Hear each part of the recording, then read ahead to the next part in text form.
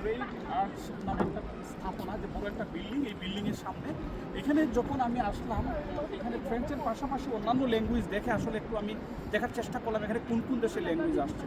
আমার একটা প্রত্যাশা ছিল যে বাংলা ভাষাভাষী হিসাবে হয়তো এখানে বাংলাদেশের ল্যাঙ্গুয়েজটা থাকবে। আমি যদি বলি এখানে ফ্রেঞ্চ আছে, আরবি আছে, রাশিয়ান আছে, চাইনিজ আছে, হিন্দি আছে এবং আরও অন্যান্য কয়েকটা ভাষা এখানে আছে। তো এখানে আসলে বাংলাটা যখন দেখলাম না, আমি একটু আশাহত হয়েছি। তো আমার মনে হয় যদি এরকম কোনো বাঙালি ইনফ্লুয়েন্স যাদের আছে, তারা যদি কেউ থাকেন, কর্তৃপক্ষের সাথে কথা বলে কী পরিমাণ বাঙালি এখানে ভিজিট করতে আসেন আমাদের সম্পর্কে একটু জানালে হয়তো এখানে আমাদের বাংলা ভাষারও স্থান পেতে পারে। যদি এইরকম কেউ কোনো কিছু করতে পারেন, আমি আসলে অনার ফিল করবো আমাদের দেশের জন্য।